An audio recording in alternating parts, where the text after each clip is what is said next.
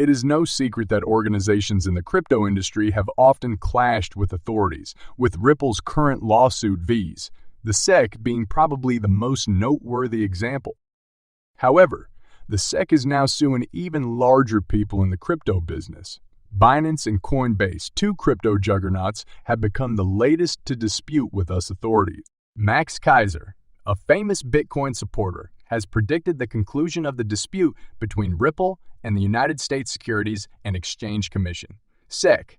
Keiser thinks Ripple will eventually lose the lawsuit, claiming that XRP has already been marked for death. Keiser recently remarked in a tweet that the ongoing case is not about the law, but rather about getting rid of XRP. He said that SEC Chair Gary Gensler had been tasked with bringing down XRP. Keiser went on to say that El Salvador's move to accept Bitcoin as legal cash was a huge step toward ignoring other cryptocurrencies that are considered unregistered securities. Keiser also addressed prominent corporations' ambitions to develop spot Bitcoin exchange, traded funds, ETFs. WisdomTree, a well-known ETF provider, has applied to the SEC for permission to create the WisdomTree Bitcoin Trust after BlackRock's identical application. The SEC's enforcement measures, according to Keiser, have paved the way for these bigger firms to join the Bitcoin industry while harming independent players and crypto exchanges. Keiser, known for his unwavering support for Bitcoin, has been an outspoken opponent of altcoins, notably XRP, which he has called a sheik-coin on many occasions. In the continuing case against Ripple, he has linked himself with the SEC's assertions that XRP is a security. Keiser often uses the SEC's enforcement activities against other cryptocurrencies to disparage the XRP community. Members of the XRP community have shown a willingness to refute Keiser's accusations in reaction to his statements. Notably, CryptoLaw creator John Deaton agreed with one of Keiser's allegations about the SEC. Deaton agreed that Gary Gensler, the SEC chair, is preserving incumbents and the existing quo while attempting to limit competition. Ripple stated on June 22 that its subsidiary Ripple Markets APAC PTLT has acquired principal clearance from Singapore's central bank, the Monetary Authority of Singapore, MAS, for a major payments institution license. The company also announced on Twitter that it has expanded its presence in the Asia-Pacific area. Ripple CEO Brad Garlinghouse said that the MAS continues to lead in digital asset regulation, recognizing its value in business and retail.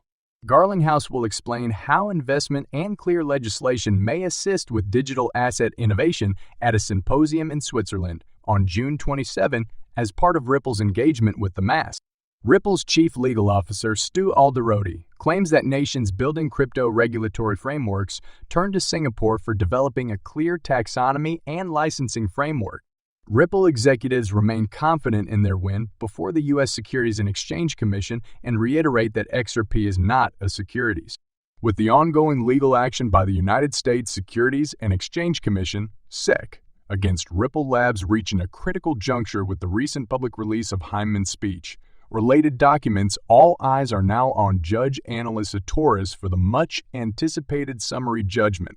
Essentially, the Hinman papers revealed the SEC's preference for Ethereum over other cryptocurrencies. Hyman maintained that digital assets that were first sold as securities might become non-securities. However, he only recognized Ethereum as a non-security, whereas XRP investors are currently dealing with the Ripple litigation based on the same principle. Judge Torres made a decision in March 2023 on both sides' applications to exclude expert evidence. Since the March ruling, more than 100 days have elapsed, and the summary judgment is still waiting. This prolonged wait surpasses the typical time period Judge Torres has taken from Dalbert judgments in past instances, indicating that a summary judgment in the Ripple litigation is possible. Surprisingly, the U.S. Federal Reserve has announced that the FedNow service would begin operations in July 2023. This service will allow banking institutions throughout the United States to offer rapid payment services 24 hours a day, 365 days a year. Notably, 3 Ripple-partnered banks have been engaged for the July 1 launch: Finastra, Volante Technologies, and AC Worldwide. This information has sparked debate in the cryptocurrency industry over whether the final Ripple case judgment must be handed before the FedNow service is launched to guarantee complete legal compliance. The progression of these events shows a convergence of conditions that might possibly make July 1, 2023, a watershed moment in Ripple's legal struggle with the SEC. As the cryptocurrency industry observes, the importance of this day may go well beyond Ripple, altering the regulatory environment for other digital assets. According to newly disclosed court filings in the Ripple vs. SEC's lawsuit, Ripple is said to have paid 6 exchanges between $1 million and $5 million to list XRP. In light of these allegations, Ripple's Chief Technology Officer, David Schwartz, has issued a response to provide some light on the situation. Schwartz elaborated in response to a conversation started by the anonymous self-proclaimed detective scam detective. Remember that in the newly published court filings, Exhibit 220 was highlighted by the crypto basic as evidence that there are reasonable reasons to assume that XRP does not satisfy the Howey test. If this came from the SEC itself, some supporters have said it would be game over for the agency. However, Mark Fagel, a former attorney for the SEC, has said unequivocally that the SEC did not author the paper. Scam Detective has recently tweeted about this as well, but he also claimed that a legal company drafted the agreement on behalf of Grayscale Investments. Scam Detective said that the legal firm's conclusion that XRP is not a security was supported, in part, by the fact that Ripple does not facilitate XRP trading on the secondary market. However, recent findings suggested that Ripple spent between $1 million and $5 million to 6 exchanges in 2017 to list XRP. Scam Detective determined that the Grayscale XRP Investment Trust dissolved in January 2020. 1. Due to these charges. According to the accusations, Ripple has been after Coinbase for years to offer XRP. In answer, Schwartz provided some clarity on the situation's complexities. The assertions made are, he stressed, only allegations and the truth is far more nuanced.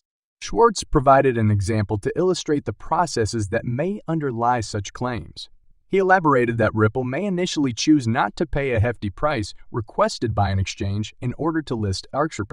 The only way Ripple could utilize the exchange for auto purposes and force XRP's listing on the platform is if it subsequently discovers a chance to develop a worthwhile payment connection with that exchange, in which case it would pay for the integration fees. Instead of only listing XRP, this payment would help Ripple achieve its greater aim of increasing its on-demand liquidity (ODL) service. Schwartz made it clear that this is just conjecture. He stressed that litigants often make charges in the most negative light imaginable without really contradicting the truth. He warned against taking the charges at face value and emphasized the need for a balanced assessment. You may recall that claims appeared in the past suggesting that Ripple paid exchanges like Coinbase to list XRP. Notably, this month, Scam Detective questioned Schwartz how much Ripple paid Coinbase to include XRP, reviving long-standing suspicions first reported in a Bloomberg piece in 2018. The story of Coinbase listing XRP is the only story I most wish I could tell that I can't, Schwartz said at the time.